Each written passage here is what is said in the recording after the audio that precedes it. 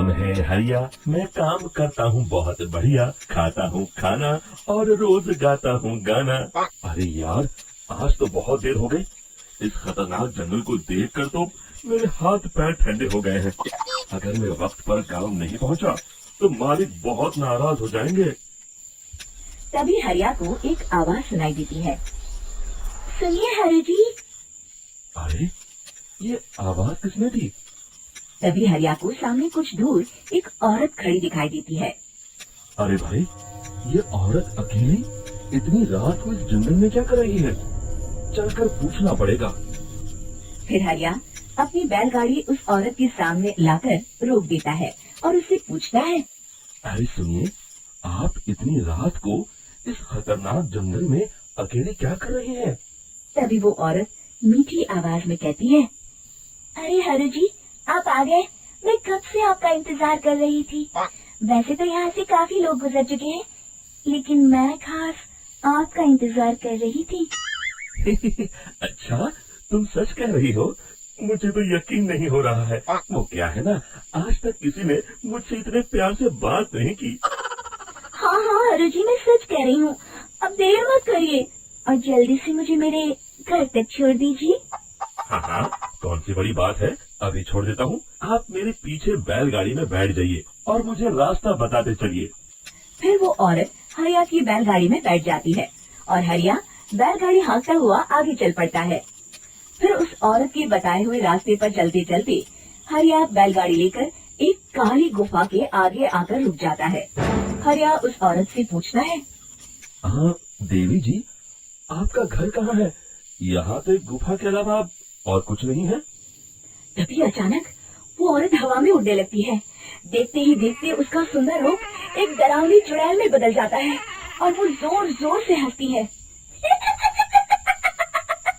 अरे तू तो एक नंबर का बेवकूफ निकला। तू तो भैया आसानी से मेरी बातों में आ गया। अरे मर गया रे, ये तो एक चुड़ैल है। हे भगवान बचा ले, ये तो बड़ी डरावनी दिखाई दे रही है। और फिर अगले ही पल हरिया की बैलगाड़ी में रखा सारा सामान हवा में उड़ता हुआ उस काली गुफा के अंदर चला जाता है और वो चुड़ैल भी उस गुफा के अंदर जाकर कहीं गायब हो जाती है। हरिया ये नजारा देख बुरी तरह घबरा और परेशान हो जाता है। अरे, ये चुड़ैल तो मेरा सारा सामान लेकर गुफा में गायब हो गई। अब क्या होगा? अगर मैं गांव खाली हाथ गया तो मालिक मेरी अच्छी खबर लेंगे। मेरी इस बात का कोई यकीन भी नहीं करेगा। फिर आखिर वही हुआ। हरिया के मालिक चंपक सेठ को हरिया की किसी भी बात पर रत्ती भर भी यकीन नहीं हुआ। चंपक सेठ को लगा हरिया झूठ बोल रहा है और उसने ही लालच में आकर सारा सामान हड़प कर लिया है। फिर हरिया को बेईमान समझकर चंपक सेठ उसे काम से निकाल देता है। अगले दिन अपनी दुकान में परेशान बैठा चंपक सेठ गुस्से में बड़बड़ाता है। अरे, दुकान में तो सामान बिल्कुल भी नहीं है। अब मुझे ही शहर जाकर सामान लाना होगा। फिर वो अपनी बैलगाड़ी लेकर शहर चला जाता है।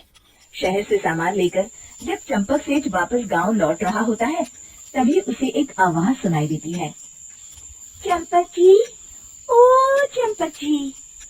अरे, ये तो कोई मेरा नाम लेकर मुझे पुकार रहा है। फिर उस रास्ते में वही औरत खड़ी दिखाई देती है। फिर क्या था, हरिया की तरह चंपक सेठ भी उस औरत के पास अपनी बैलगाड़ी लेकर जाता है और वो भी उसकी चिकनी चुपड़ी बातों के मुंह जाल में फंस जाता है। फिर चुड़ैल उसे भी अपनी गुफा तक ले जाती है और उसका सारा सामान लेकर गुफा में गायब हो जाती है। बेचारा चंपक सेठ लाचार होकर खाली हाथ गांव लौट आता है। फिर ये उस जंगल में रोज की बात हो जाती है। जो कोई भी शहर से कुछ लेकर गांव की तरफ लौटता, वो चुड़ैल उसे बेवकूफ बनाकर उसका सारा सामान लेकर गुफा में गायब हो जाती। एक दिन हरिया एक लकड़हारे को उसी जंगल की तरफ जाते हुए देखता है। फिर हरिया उसे रोकते हुए कहता है। अरे भाई, क्यों अपनी मौत को दावत दे रहे हो? मेरी बात मानो, आगे जंगल में मत जाओ।